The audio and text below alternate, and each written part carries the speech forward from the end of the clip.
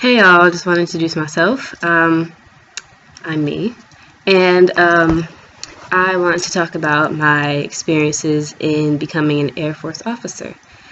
So, just a little about me. I graduated with a degree in biochemistry, and eventually I want to become a nurse midwife.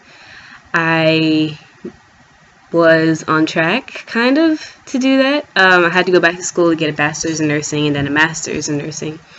And my dad and I were sitting and crunching numbers, and the numbers were ugly. So he mentioned, hey, what about the military? And I said, you know what? That might actually be an option. So he said, just think about the Air Force. And usually when he mentions stuff like this, I just totally ignore him.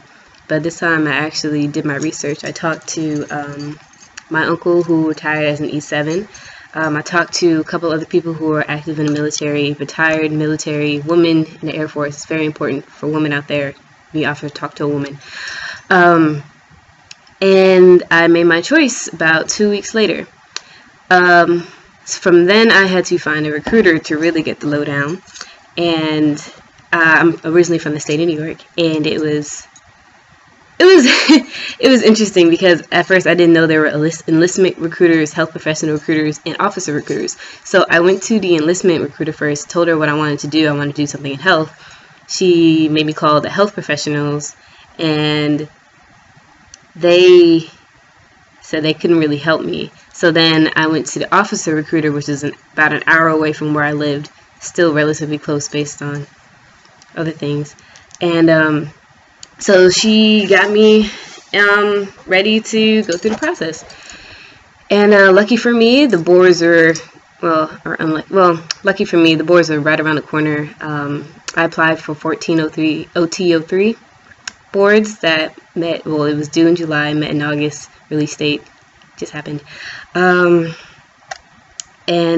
So in order to submit my packet, I had to take the AFOQT, do the TBAS. We had to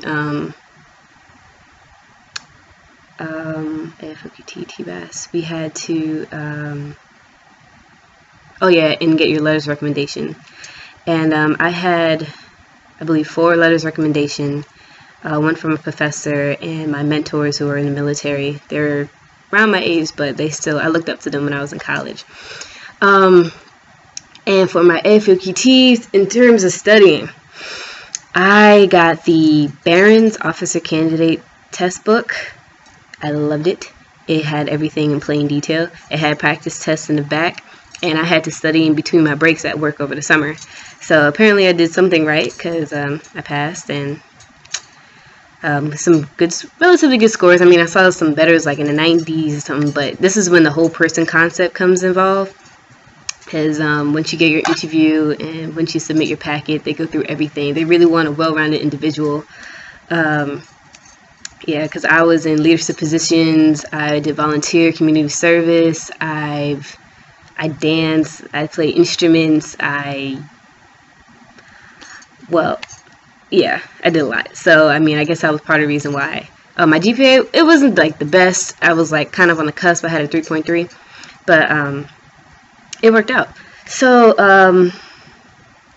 so while I was waiting for the results, I decided that I wanted to like kind of move towards my future just in case I wasn't selected. And so I decided to go to Georgetown's pharmacology program, 1-year master's program. And so that's where I am now. I had to move.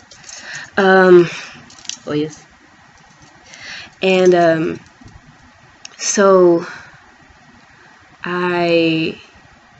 the release date was on Friday, and people were hearing before and after.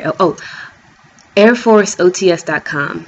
Look it up, sign up if you're interested in becoming an officer. It is a great wealth of information. You have people going through the same thing you are. You get to celebrate, and you get to ask questions, like almost any questions from hair, what you wear to OTS, to what you should do to prepare for OTS, to just everything, every question you can ask, and you can start forums. It's a forum. So that's how I found out people were getting notifications, and it just made me very, very anxious. So on Thursday, I emailed my recruiter, which is the release date that she told me, And she called me and she said, I have the list, but I can't tell you. So just make sure you buy your phone tomorrow at 9. I'm like, really? So on Friday at 8, I got a call from a New York number. I was like, oh my God, oh my God, oh my God. And so since I commute to school, I was like at a metro station. And so we called, said I got selected for combat systems officer. I was ecstatic. I was calling everybody under the sun. And now I have to go through MEPS, the physical aspect and the flight physical. So the thing about it is that now they're looking, and possibly the class date is going to be the beginning of next year that I'll be qualified for and that they might want to send me to. So that possibility, well, that means that I'll have to leave school, which going into it, I knew that it was a possibility, but now I have to take steps to leave school and yeah, get out of my leases and stuff. So I guess I can keep you updated on that if I decide to make more of these. So other than that, if you have any questions or comments or advice, or if I can help you in any way, just let me know. I'm going to try and keep you guys posted on my progress through this process. And yeah, have a wonderful day.